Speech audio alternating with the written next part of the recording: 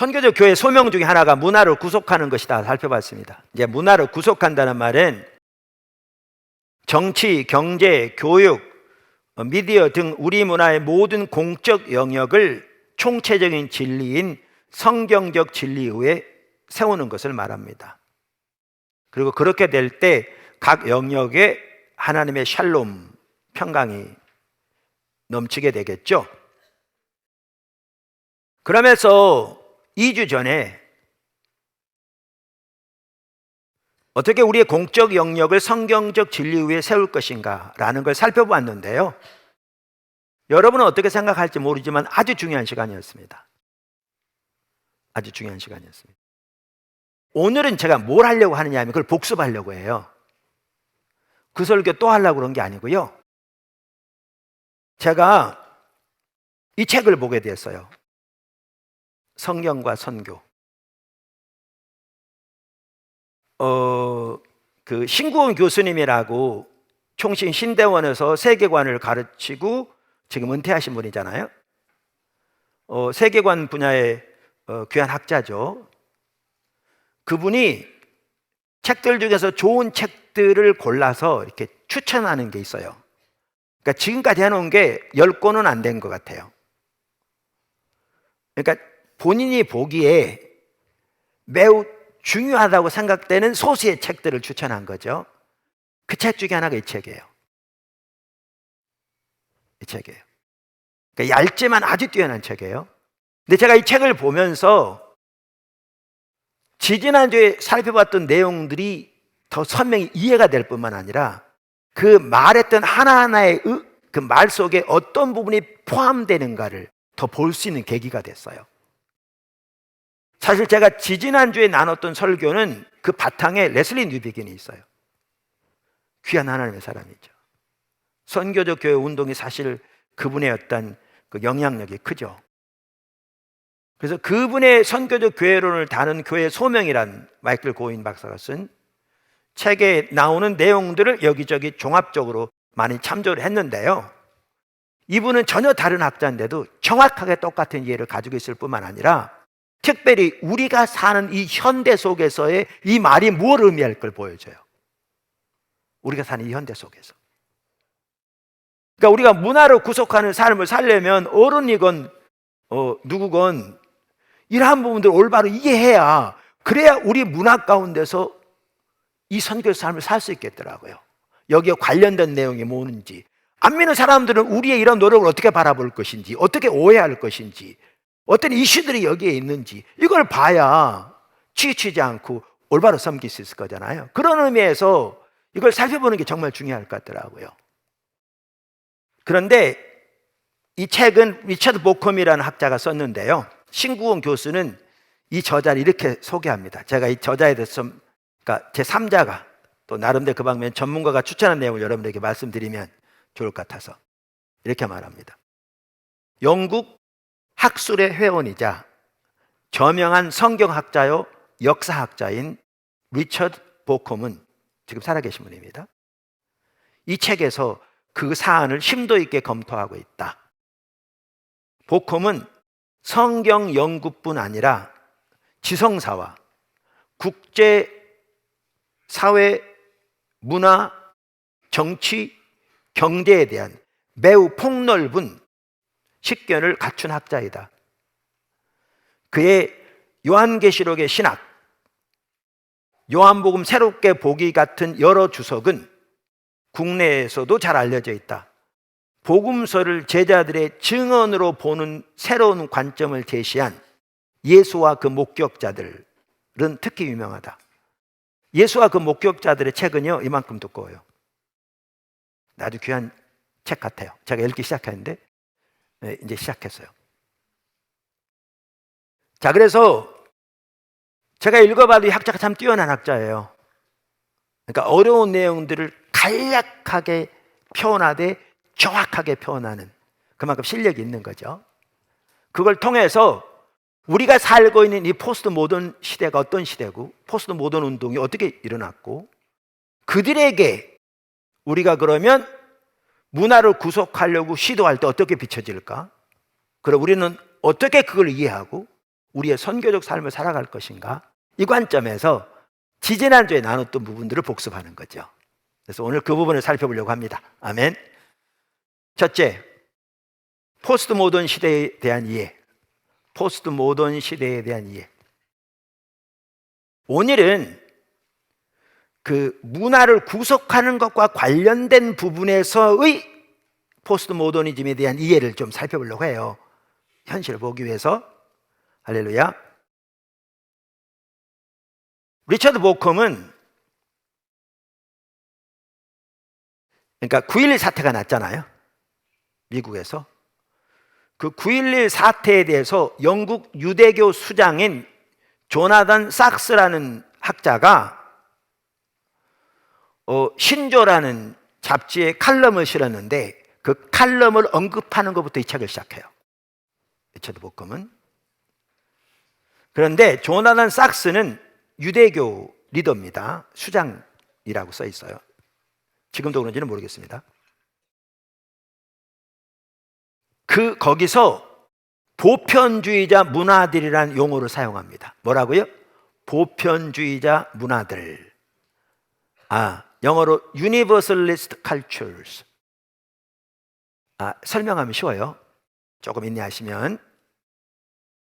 그러면 그 보편주의자 문화들이란 말이 무슨 말이냐? 리처드 보컴은 그걸 이렇게 설명합니다. 보편주의자 문화들은 자신들이 보편적 진리를 소유하고 있다고 믿기에, 보편적 진리가 뭔지 아시죠? 모든 사람들이 믿어야 할 진리, 그 말입니다. 우리 기독교인들이 그렇잖아요. 이건 기독교만이 아니죠. 그러니까 보편주의자 문화들은 자신들이 보편적 진리를 소유하고 있다고 믿기에 세상을 이 진리로 개종시키거나 우격다짐으로 세상에 이 진리를 강요한다. 이해하시죠? 무슨 말인지? 이 문화적 보편주의는 제국주의의 문화적 대응이다. 이게 무슨 말이냐면, 이 문화적 보편주의는 제국주의가 문화에 대해서 반응하는 방법이라는 거예요.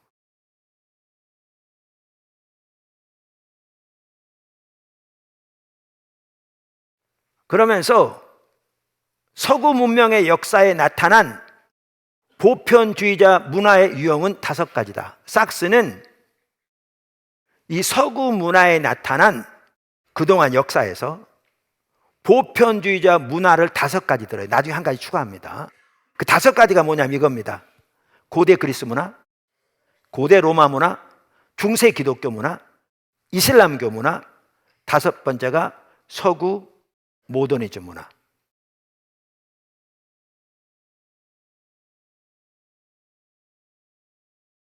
그리고 1가지 더 추가하는데 6번째가 뭐냐 하면 지구적 자본주의 혹은 경제의 세계화를 듭니다.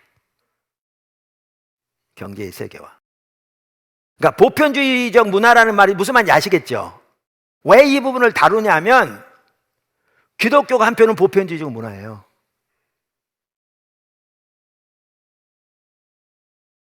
한편으로는. 왜냐하면 우리는 모든 사람들이 믿어야 할 진리를 가지고 있다 확신하는 사람들이잖아요. 그리고 그 진리가 모든 사람들에게 적용되기를 우리는 기도하고 섬기는 거잖아요. 문화의 구속이 다른 게 아니라니까. 문화의 모든 영역을 성경적 진리 위에 세우는 거라니까요. 그래서 이 부분에 대한 이해가 필요한 거예요. 이러한 거예요. 미리 말씀드리면, 아까 여기에 보면 서구 역사에서 그동안 있었던 그 5가지, 지금까지 있는 까지 포함해서 5가지를 말했는데 그 중 하나가 뭐였어요? 중세 기독교였잖아요. 그러니까 중세 기독교는 삭스가 말한 대로 보편주의자 문화들로서 활동한 거죠. 근데 그게 기독교의 참모습은 아니었죠. 기독교의 진리를 정치, 경제 등 공적 영역에 적용하려고 시도했고 일부 좋은 열매를 맺은 건 사실이지만 올바른 태도와 가치와 자세를 가지고 하지 않으므로 수많은 억압과 압박과 전쟁을 낳았고 폐해를 가져왔죠. 그래서 거기에 이걸 포함시키고 있는 거죠.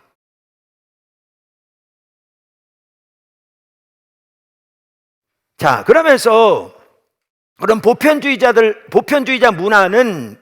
문화들은 다시 말하면 자신들의 이데올로기를 보편화하려는 추진력을 가진 문화들인 거예요.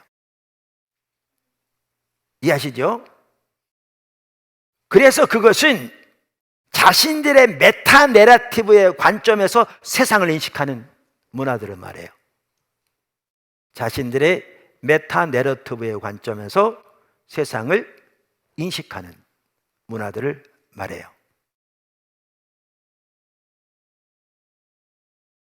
그러면서 리처드 보컴은 이렇게 얘기합니다. 메타 내러티브에 대해서. 메타 내러티브 혹은 거대 서산, 이건 일본 책에도 있고요. 리처드 보컴 얘기는 없을지 모르지만 같은 맥락에서 메타 내러티브 혹은 거대 서사, 그랜드 내러티브라고 그러죠. 를 어떻게 말하냐면 전체로서의 실제 혹은 적어도 전체로서의 인간 실제의 의미를 드러내는 이야기라고 말하면서 이렇게 말하는데요. 메타 내러티브란 전체로서 인간 역사에 대해 단일한 이야기를 들려줌으로써 그 역사의 의미와 운명을 파악하려는 시도다. 제가 읽고 설명해 드릴게요. 말하자면 인간의 한없이 다양한 이야기들을 단 하나의 전체 이야기로 엮고 그 이야기들의 단일한 의미를 부여하려는 시도다. 무슨 말은 이거예요. 자, 메타 내러티브를 어떻게 표현하고 있냐면 전체 역사, 모든 우주 전체 역사, 아니면 전체 인간 역사, 이 인간 역사에 대해 단일한 이야기를 들려줌으로써 이 역사의 의미와 운명을 파악하고자 한다는 거죠. 다시 말하면 한없이 다양한 이야기들을 하나의 전체 이야기로 묶어서 이 다양한 이야기들에게 단일한 의미를 부여하려는 시도가 메타 내러티브다. 좀 어렵죠? 제가 예를 들면 금방 이해돼요. 어떤 예? 로마 이야기의 예. 아까 역사적으로 이러한 보편주의자 문화 중에 하나가 뭐라고 그랬어요? 고대 로마라고 그랬잖아요. 과거에도 제가 팍스 로마라라고 얘기한 적 있죠. 이 로마 이야기를 보콤 박사가 아주 잘 표현했어요. 아까 말했죠. 아주 간략하지만 핵심적이 잘했더라고요. 제가 읽어볼게요. 설명하는 게 오히려 더 뭐하고 읽어보면 돼요. 필요하면 설명할게요. 고대 로마는 세계 곳곳에 있는 자신들의 제국에 관해 모든 나라와 문화를 막강한 로마 제국 안으로 포함하는 것에 관해 하나의 이야기를 들려주었다. 자신들의 제국에 대해 그리고 모든 나라들을 그 제국에 포함시키는 것에 대해 하나의 이야기를 들려주었다. 그 하나의 이야기가 뭔지 아세요? 그 이야기는 모두를 위한 평안과 번영을 뜻한다. 로마가 전 세계를 위해 평안과 번영을 가져온다는 겁니다. 이게 로마 이야기입니다.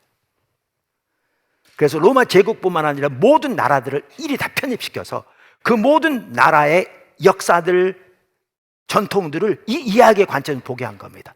일이 다 편입시킨 겁니다. 뭐라고요? 로마 이야기가 모두를 위한 평화와 번영을 뜻한 거죠. 이게 팍스 로마라니까요. 물론 그 이야기는 모두에게 이롭다는 명분을 내세워 자기의 이익만을 도모하는 로마의 권력을 정당화하는 이데올로기였다. 이게 핵심적인 문제인 거죠. 겉으로는 모든 사람들의 번영과 평화를 의미한다고 내세웠지만 실제로는 자기들의 이익만을 도모하는 로마의 권력을 정당화하는 이데올로기에 불과했죠. 그래서 이들은 이걸 위해 신들을 끌어들입니다. 신들을. 제가 이미 살펴봤잖아요. 로마 시대에는, 그러니까 성경에 뭐 예수님이 그 주님이다, 정관사부터 큐리오스다, 이렇게 초대교회는 복음을 전했는데, 그 로마 시대에는 큐리오스라는 단어가 시저에게 적용됐다고 그랬잖아요. 어떤 의미에서? 시저가 신들의 아들로서 이 온 세상의 적법한 통치자다. 뭐요? 로마의 통치를 통해서 온 나라에 번영과 평화를 가져오는, 이게 로마 이야기입니다. 그러니까 여러 번 나눈 것처럼 초대교회는 이 로마 이야기를 그대로 받아들이고 이 이야기를 따라 살면서 자신들이 하나의 개인적인 종교로서 믿어 천국 가는 이런 삶을 살지 않았습니다. 초대교회 이걸 뒤집었습니다. 그러면서 예수님이 야훼 하나님의 아들로서 참다운 세상의 적법한 통치자다, 그런 의미에서 초대교회가 전한 복음은 예수가 주시다라는 거였습니다. 제가 이걸 여러 번 설명드려서 계속 이렇게 말합니다. 그러면서 아까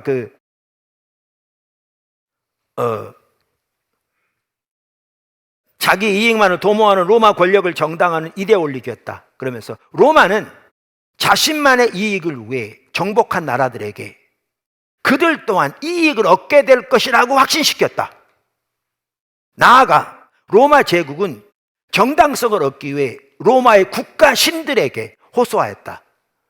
로마 제국의 정치적 신하들은 일종의 정치적 이데올로기였다. 우리가 여기서 종족, 제국과 억압을 정당화하는 데 확실히 기여하는 메타 내러티브의 위험성과 모호성을 목격한다. 메타 내러티브들이 언제나 그런지 고찰하는 일은 앞으로 과제다. 그러면서 하지만 분명한 것은 메타 내러티브들이 신의 제가를 받아 모두를 이롭게 한다고 주장하면서도 실제로는 착취 권력의 탈을 쓰고 지배와 억압을 일삼는다는 사실이다. 이게 보편주의 문화들이에요. 그 대표적인 예가 로마 이야기. 근데 이제 여기서 우리가 좀 살펴보려고 하는 것은, 로마 이야기를 제가 든 거는 여러분 이해가 쉽도록 하기 위한 겁니다. 여러분 이제 이 말하고자 하는 게 뭔지 그만 산맥 이해되잖아요. 근데 여기서 우리가 주로 살펴봐야 할 게 뭐냐 하면 현대에 지금 왕성하게 역사하고 있는 이데올로기들입니다. 보편주의자 문화들, 이게 두 가지가 있습니다. 이게 우리나라도 예 아니고요, 전 세계적으로 두 가지가 있습니다. 그게 아까 삭스가 말한 다섯 번째와 여섯 번째 보편주의자 문화들인데요, 그것은 하나는 서구 모더니즘이고요, 특별히 서구 문화 모더니즘의 진보의 신화고요, 다른 하나는 경제세계화입니다. 경제세계화입니다. 근대에 이르기까지 모든 메타 내러티브들은 종교적 성격이 짙었습니다.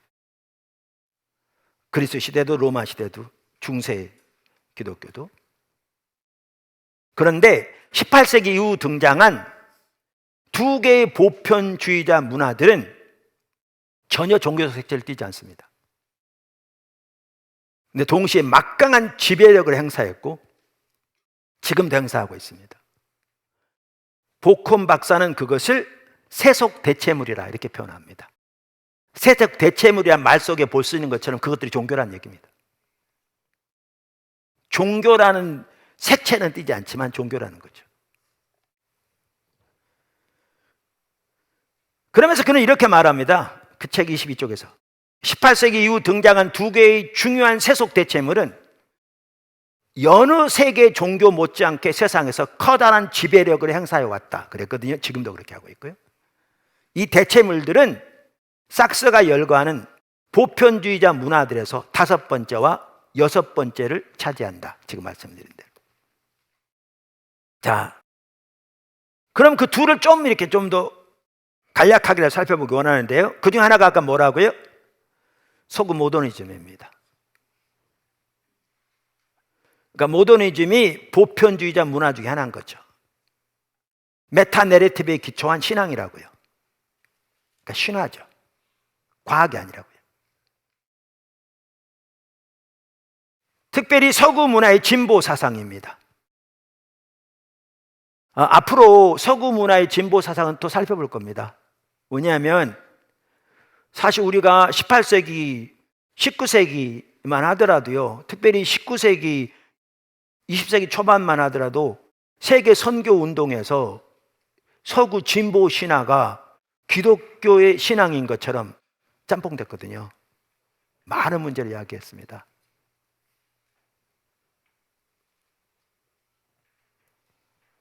그래서 우리는 그 둘을 분명히 구별해야 되거든요. 그 잘못된 실수를 반복하지 않으려면. 그래서 앞으로 살펴보려고 해요. 그것에 대해서 반복적으로 말하는 대로 복함 박사가 아주 간단하지만 정확하게 표현하고 있거든요. 그래서 그걸 한번 제가 읽어보려고 합니다. 유럽 계몽주의 운동에서 시작된 진보 사상은 서구 모더니티의 생존을 가능케 한 위대한 신화였다. 그도 이게 신화라는 걸 명확하게 말하고 있습니다. 지금 전 세계적으로 공적 영역에서 맹위를 떨치고 있는 모더니즘은 신화입니다. 저자도 말하고 있는 것처럼 신화였다. 진보 사상은 보편 역사의 신화였다. 진보 사상은 인간이 더 나은 세계, 궁극적으로 유토피아적 미래를 향해 전진하고 있다고 역설했다. 이게 진화론과 섞입니다. 모든 게 더 나은 방향으로 나아지고 있다고. 그러면서 서구 세속 모더니티의 이성론자들이 내세우는 가치는, 여기 이성론자가 뭔지 아시죠? 영어로 rationalist라고 그러는데, 그러니까 인간의 이성이 모든 진리를 판단하는 기준이라는 거죠. 그러니까 인간의 이성에 맞지 않으면 그 진리가, 과학적인 진리가 모든 사람들에게 적용되는 진리가 아니라는 겁니다. 그렇게 하니까 모든 성경적 진리는 공적 영역에서 퇴출되는 거죠.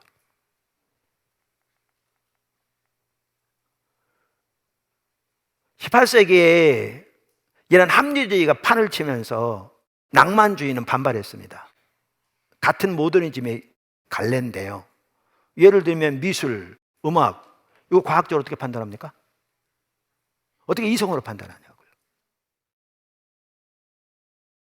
그래서 낭만주의는 반발하고 나섰어요.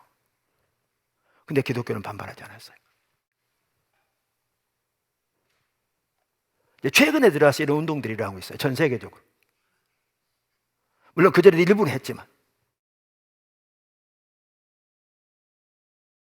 그래서 서구 세속 모더니티의 이성론자들이 내세우는 가치는 보편적 가치로 간주되었다. 모두가 다 받아들여야 할 가치로 간주되었다. 이게 서구 모더니티잖아요. 결과적으로 그들은 만물이 본래 선하며 모든 지역 문화를 서구 모더니티의 자명한 산물로 대체하는 것이 진보라고 선전했다. 세상의 모든 문화가 서구 모더니티의 문화로 대체되어야 진보한다고 선전했다는 거죠. 교육, 과학, 기술 및 제국주의는 진보의 수단이 되었다. 이렇게 가치가 있거든요. 교육, 과학, 기술, 제국주의가. 그래서 프랑스, 영국 할 것 없이 전 세계를 지배하려고 나섰잖아요. 이 진보 사상 토대에서. 식민지를 만들면서. 근데 결국은 그 나라의 진보가 초점이 아니고요. 그러한 구호를 내세울지 모르지만 자기들의 이득을 위해 그들을 착취한 거죠. 여러분, 마다가스카르는 지금 세계에서 가장 가난한 나라 중에 하나입니다. 그 나라가 프랑스의 지배를 받은 나라입니다.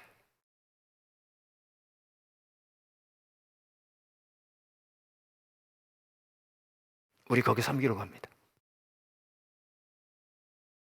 서방 국가들은 서구의 가치와 과학기술을 전파하는 호의를 베푸는 동시에 비서방 국가들의 엄청난 자원을 이용하여 자신들을 살찌웠다. 진보의 메타 내러티브는 자유를 자신의 주된 가치들 중 하나로 삼았음에도 불구하고 지배의 내러티브라는 오명을 씻지 못했다. 모더니티 신화뿐만 아니고요, 억압적인 보편주의자 문화입니다. 아주 잘 표현했어요. 근데 이 계몽주의 진보 사상의 변종 중 하나가 뭔지 아십니까? 마르크스주의입니다. 이것도 신화입니다. 진보 신화입니다. 유토피아를 향해서 가는. 근데 아시죠? 구소련 무너진 거. 근데 여러분, 구소련이 무너졌을지 모르지만요, 지금 신마르크스주의라는 이념으로 전 세계에서 매우 강력하게 지금도 활동하고 있습니다. 자, 그런데 이렇게 하나가 뭐냐 하면, 보편주의자 문화 중에서 지금도 강력하게 역사한 하나가 지금 서구 모더니즘, 또 모더니즘의 진보 사상, 진보 신화라고 말씀드렸는데, 다른 하나가 뭐냐면 아까 뭐라고 그랬죠? 경제 세계화.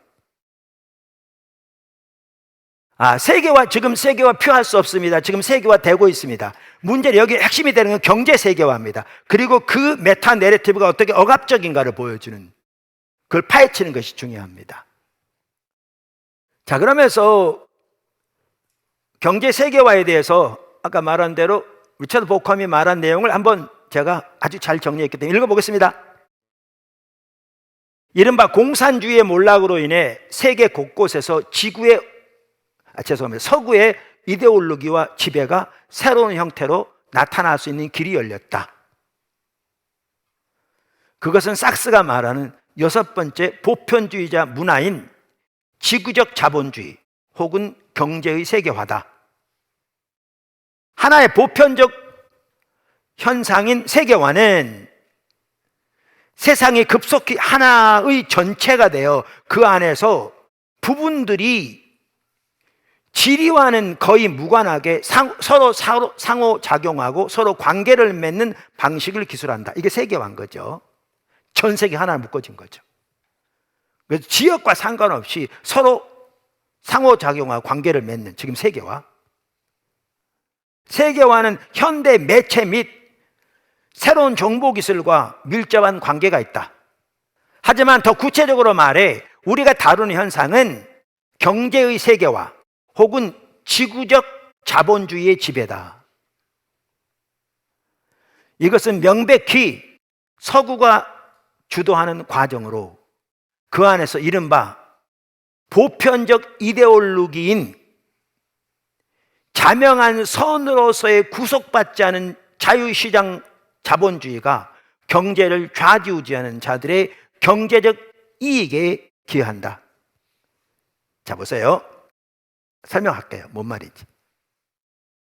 경제 세계화, 지구적 자본주의의 지배인데 서구가 주도하는 과정이에요.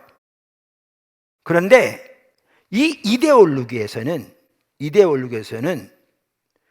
자명한 선이 뭐냐? 자명한 선이 구속받지 않는, 어떠한 구속도 받지 않는 자유시장 자본주의 경제라는 거죠. 그래서 모두가 다 잘 사는, 매우 그럴듯한 것을 표방하는 이데올로기인 거죠. 근데 아까 로마 살펴봤잖아요. 그런 것처럼 그렇게 내세울지 모르지만 실제로는 경제를 좌지우지하는 자들의 경제적 이익을 기여하는 수단인 거죠. 이게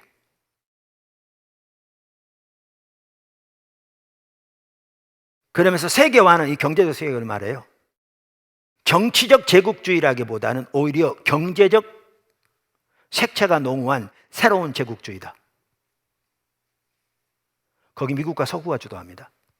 서구 유럽이.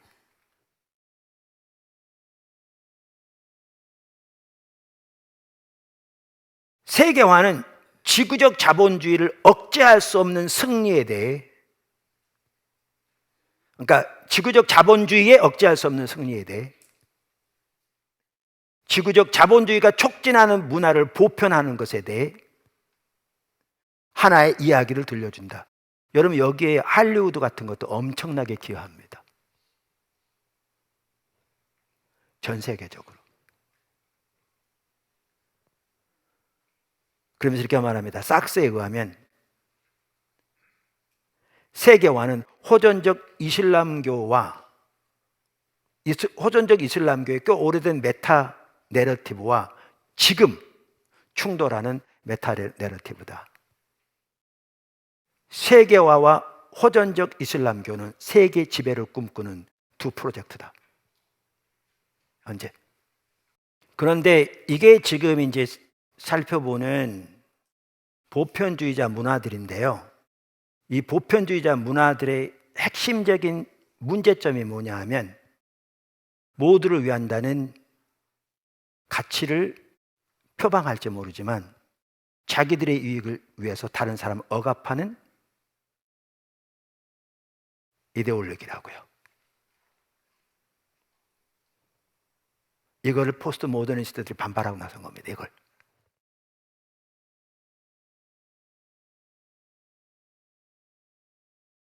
그래서 보콤은 이 보편주의 문화들의 문제점에 대해 삭스가 지적한 걸 인용하는 건데요. 삭스는 유대인이잖아요. 그동안 이 모더니즘이 유대인들이 얼마나 핍박했는지를 이제 다루고 있는데 그 부분은 제가 빼고요. 이렇게 표현합니다. 문제점에 대해서. 이 모든 문화는 아까 보편주의자 문화들을 말합니다. 실제 중세도 그랬어요. 그러니까 우리가 문화로 구속하는데 양극단이 사유화가 아닌 동시에 기독교 세계가 아니라고 그랬잖아요. 중세와 같은. 이게 옳지 않다는 거죠. 그러니까 그걸 좀 선명히 볼 수 있는 거죠.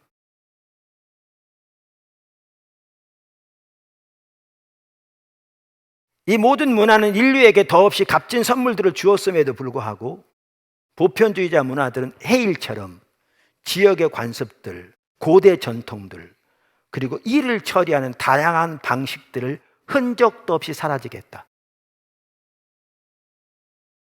보편주의자 문화들과 문화적 다양성의 관계는 산업화와 생물 다양성의 관계와 같다.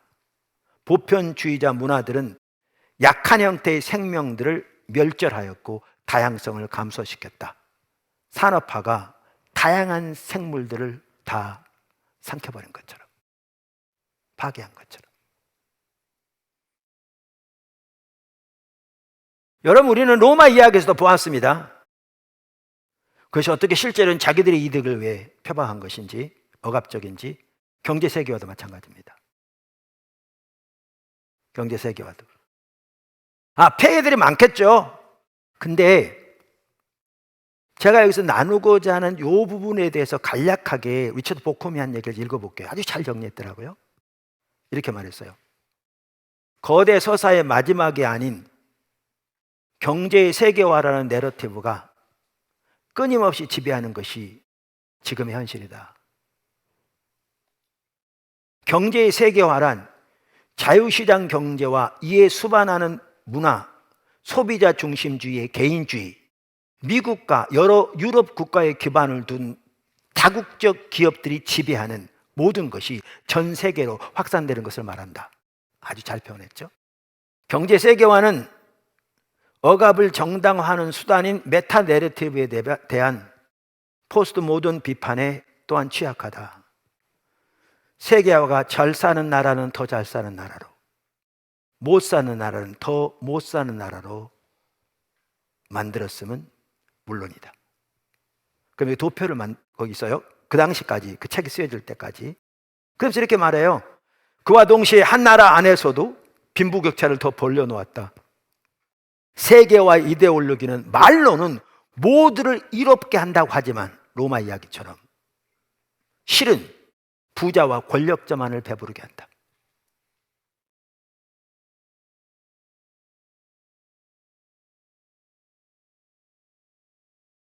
그래서 여기 도표가 나오는데요. 1960년대 저기 나오네요. 세계에서 가장 잘 사는 나라 20%, 그 다음에 세계에서 가장 못 사는 나라 20%, 그 둘의 비율을 했는데 1970년대는 가장 잘 사는 20%가 세계 부의 70.2%를 가지고 있었고요. 가장 못 사는 나라 20%가 2.3%를 가지고 있었어요. 그 비우기 하면 30배.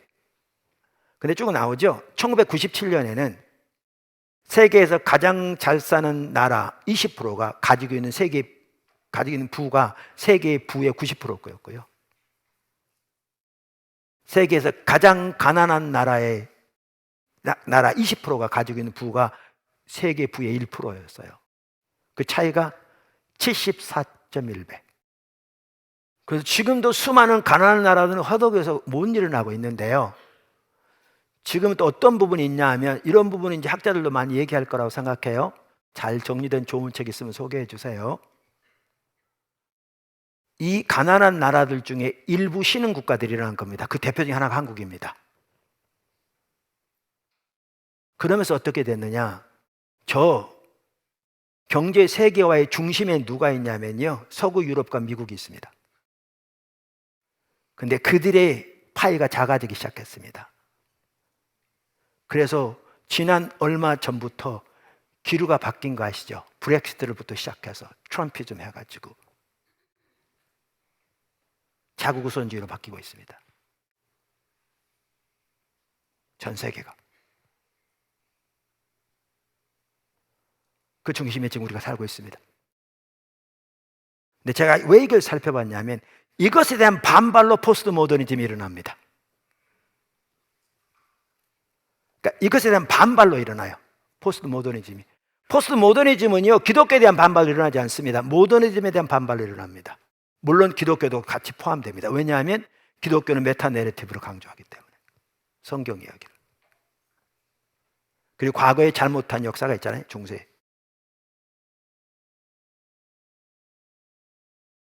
그래서 이것에 대한 반발로 이제 포스트 모더니즘이 일어납니다. 아까 레슬리 뉴비긴이 38년 동안 섬기다 돌아와서 현실을 보고 어떻게 복음의 공적 진리 강조하고 그 다음에 이 공적 세계에서 맹의를 떨치게 하는 모더니즘이 어떻게 종교인가를 드러내기 위해서 힘썼다고 그랬잖아요. 모더니즘이 하나의 그 이데올로기, 신화이고 종교인 것을 드러내기 위해서 힘쓴 책 중에 하나가 공공연한 비밀이라고 우리말로 번역하면 오픈 시크릿이라는 책입니다. 우리말의 번역이 그대로 되어 있습니다. 오픈 시크릿. 근데 그 책이 나온 지 1년도 안 돼서 리처드 보컴에 의하면 프랑스 철학자 장 프랑스와 리오타르가 포스트 모더니즘의 정의를 내립니다. 1년도 채 안 돼서.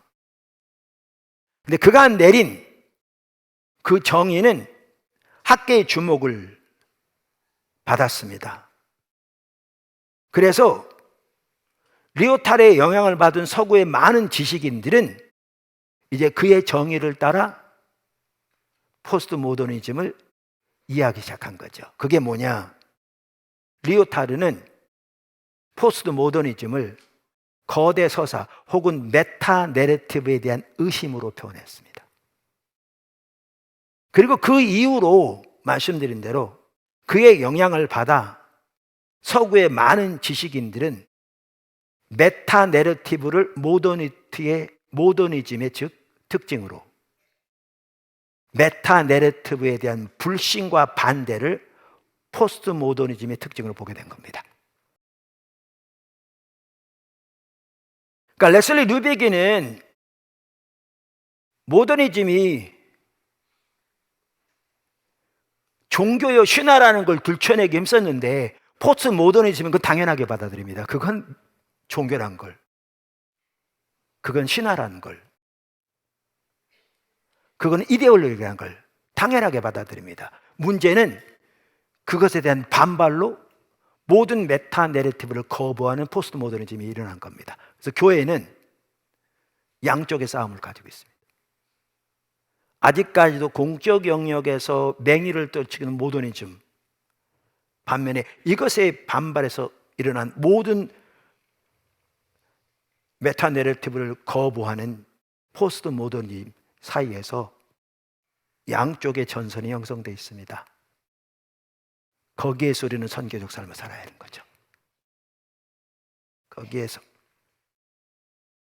그래서 우리는 성경의 이야기를 따라 살아야 되는데 이 성경의 이야기가 억압적이지 않고 이 진리의 토대에 산다는 것을 보여야 되는데, 그래서 나온 방법이 뭐냐? 선교적 방법으로 감당해야 되는 겁니다.